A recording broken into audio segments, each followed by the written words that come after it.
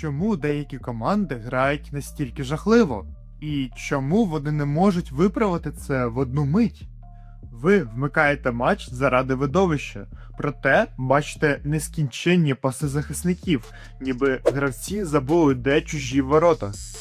І сьогодні я розповім вам найголовнішу причину такої гри в футболі.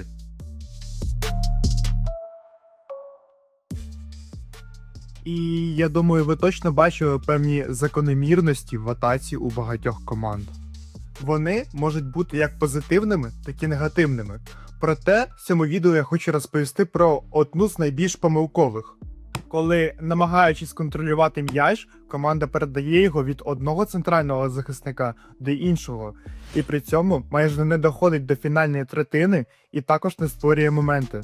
І по факту це одна з найбільших хвороб футболу, яка притаманна як українським, так і європейським командам. І називається вона стерильне володіння. Зазвичай це виглядає так. Команда вибудовується у своєму стилі, але через щільну оборону або високий пресинг суперника просто не може просунути м'яч через центр. Таким чином, гравці майже підсвідомо обирають місце з найменшою щільністю, тобто фланги. Це дуже добре видно на теплових картах передач подібних команд. Їх структура пасів нагадує англійську букву U. Структура самої команди може виглядати цільно, але вони майже не будуть віддавати пасів у центр. В таких командах центральні півзахисники ніби ігноруються, вони не отримують пасів, щоб просунути м'яч далі.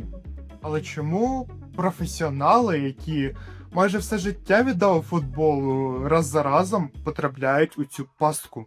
Найбільша причина в обмеженнях нашого мозку та когнітивних помилках. Тому що майже у всіх людей на землі біль від втрат набагато більший, ніж задоволення від результату. Так само і у футболі. Біль від втрати м'яча, який може призвести до потенційної контратаки, набагато більший, ніж задоволення від можливого ефективного пасу. І на це накладається давління з боку фанатів, тренера, турнірної таблиці, того, що ти зробиш багато помилок і тебе замінять або продадуть. Але давайте будемо чесними, страх є значним фактором, проте гравці обирають такий шлях не тільки через нього.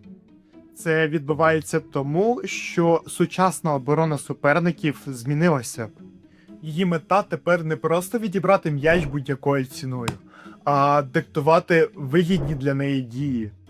Тобто самі захисники суперника відкривають зони та дають контролювати м'яч тільки там, де це їм вигідно. І як тільки ви переводите гру на фланг, ви потрапляєте у пастку. Бокова лінія стає додатковим захисником суперника, який обмежує ваші варіанти для просування рівно наполовину. І замість просування вперед, ви змушені знову і знову давати пас назад або у фланг. Але найгірше стається тоді, коли наша команда приймає ці нав'язані умови гри. Загнана на фланг, команда вдається до відчайних дій, щоб зробити хоч щось. Зазвичай все зводиться до високого навісу у штрафний майданчик. І насправді це дуже невигідна стратегія. Чому? За статистикою топ-ліг, лише 2% всіх навісів завершуються голами. Але справжній жах починається через 3 секунди після цього невдалого навісу. Адже коли це відбувається, майже вся команда біжить до штрафної суперника. І коли навіс виявляється невдалим, команда просто не встигає повернутися назад. Команда супротивника користується перехідною фазою, тобто в цьому випадку проводить контратаку. Все вище описане утворює цикл, який раз за разом повторюється. Наша уявна команда контролювала м'яч 70% часу. Можливо, їй навіть здавалося, що вона контролює гру. Але вона безпорадна в атаці і дуже уязвима в обороні. Тому, скоріше за все, вона не буде мати гарного результату. Ми розібрали, чому подібна тактика є згубною. Тепер я хочу показати вам справжні приклади. І повірте мені, їх безліч як в Україні, так і в Європі. Але в нашому чемпіонаті ця хвороба набула декількох дуже цікавих форм. Однією з таких команд є Полісся. Уявіть собі команду, яка має ресурси, має гравців і, здавалося б, грає з позиції сили. Проблема цієї команди не в тому, що її гравці не вміють пасувати. Проблема цієї команди в відсутності інтенсивності. Гравці можуть займати свої позиції, але вони майже не рухаються. За класичною теорією позиційного футболу у команді відбуваються постійні переміщення. Вони є інструментом, щоб змусити суперника рухатися та помилятися. Саме Полісся має значні ресурси в рамках української ліги, але їх гру справді можна назвати саме ілюзією володіння. Це дуже заважає їм перейти на більш високий рівень. На це також вплинули значні зміни в організації оборони слабших команд в цьому сезоні. Команди останньої шестірки УПЛ почали більш якісно закриватись та грати низьким блоком.